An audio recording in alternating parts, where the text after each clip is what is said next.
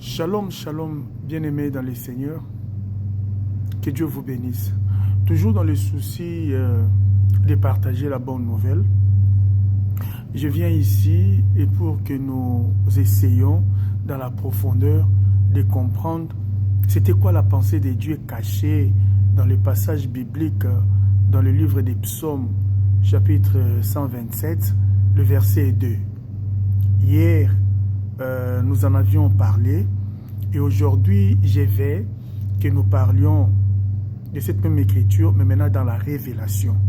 Comme je vous ai toujours dit, selon le livre de 1 Corinthiens, chapitre 14, le verset 6, l'apôtre Paul nous fait comprendre que l'évangile, on le prêche dans 4 chambres. 1 Corinthiens 14, le verset 6. C'est-à-dire, on peut prêcher la parole dans la doctrine, on peut la prêcher dans la connaissance, on peut la prêcher dans la révélation et on peut aussi la prêcher dans la prophétie. Vous voyez, ce sont là les 4 chambres de l'évangile.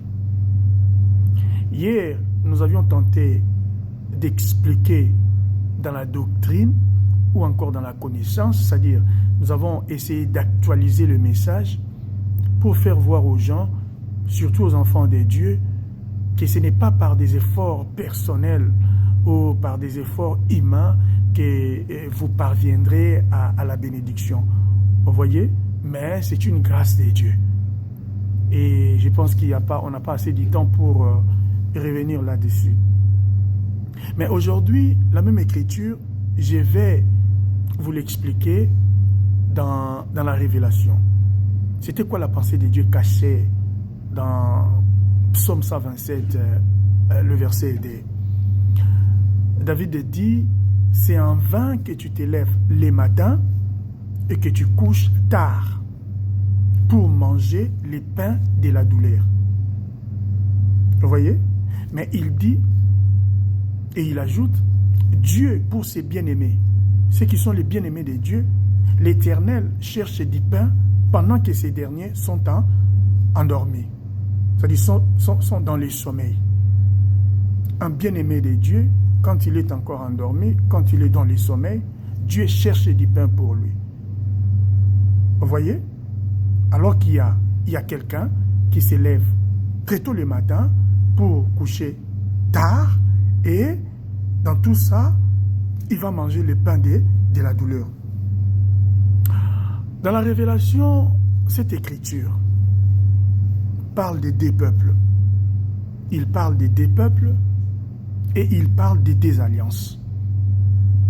Cette écriture parle de l'Israël et de l'Église. Cette écriture parle de la loi et de la grâce. C'est-à-dire Israël et l'Église, ce sont là les 2 peuples. Parce qu'il y a un qui se lève les matins pour aller chercher, faire des efforts, venir coucher tard, trop de sacrifices humains.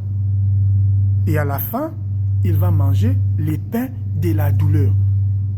David appelle ça les pains de la douleur. Mais il y a l'autre qui, pendant son sommeil, pendant qu'il est endormi, Dieu lui-même cherche du pain pour lui. Vous voyez? Et il lui appelle son bien-aimé. Pendant qu'il est dans son sommeil, c'est Dieu qui cherche du pain pour lui. Vous comprenez?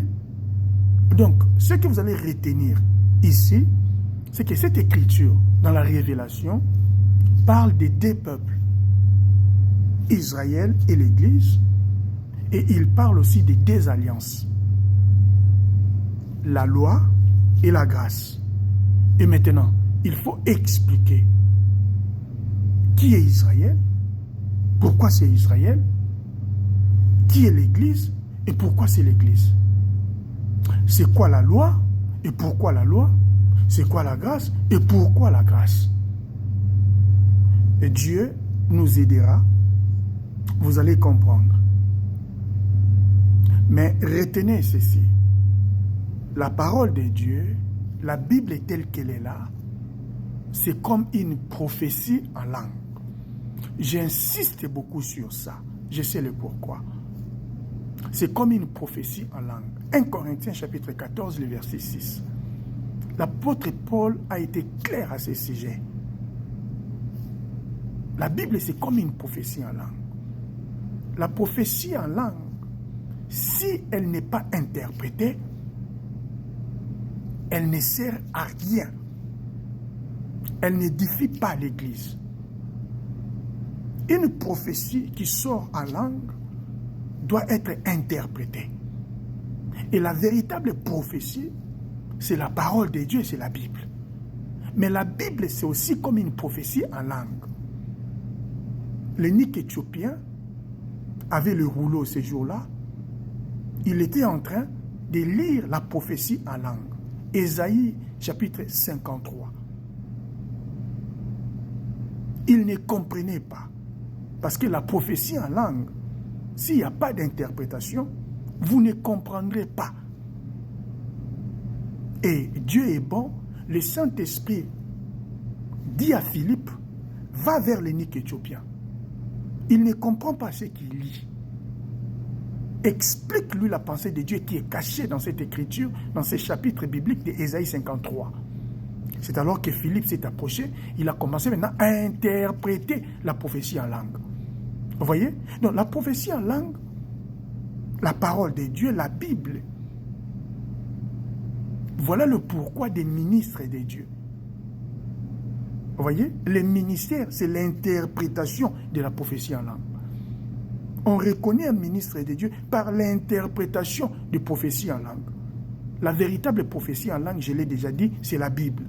La Bible, c'est aussi une prophétie en langue. D'ailleurs, la véritable prophétie, c'est la parole de Dieu. Et la Bible, c'est comme une parole, c'est comme une prophétie en langue. Elle doit être interprétée, mais non par l'intelligence humaine, non par la pensée humaine. Voilà pourquoi nous ne croyons pas, pour être ministre de Dieu, il faut aller étudier la théologie. Non, on n'étudie pas l'intelligence de Dieu. Les ministères, Éphésiens chapitre 4, ça n'a rien à voir avec la théologie. Vous comprenez? Les ministères, c'est un don que Dieu place dans l'homme. Avant que l'homme ne soit entré, ou avant que l'homme, n'entre dans les seins de sa maman. Jérémie, avant que tu ne sois tissé dans les seins de ta mère, moi l'Éternel, j'étais connu et j'étais établi prophète. Vous voyez? Donc les ministères, on naît avec. Vous naissez avec les ministères. Et quand le moment arrive, quand Dieu vous appelle maintenant, vous allez vous asseoir comme Samuel auprès d'Élie pour être encadré.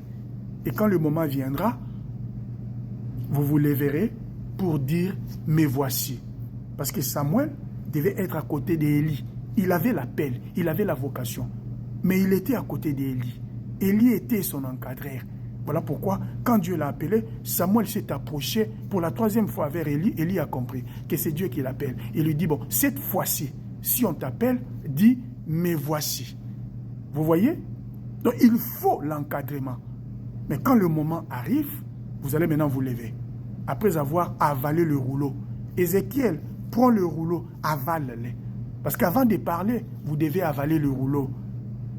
Et quand vous avalez le rouleau, vous devenez plein. Voilà pourquoi le Seigneur dit, bon, c'est de l'abondance du cœur que la bouche fait quoi? Parle. Voyez? Que Dieu vous bénisse. Nous allons aller doucement.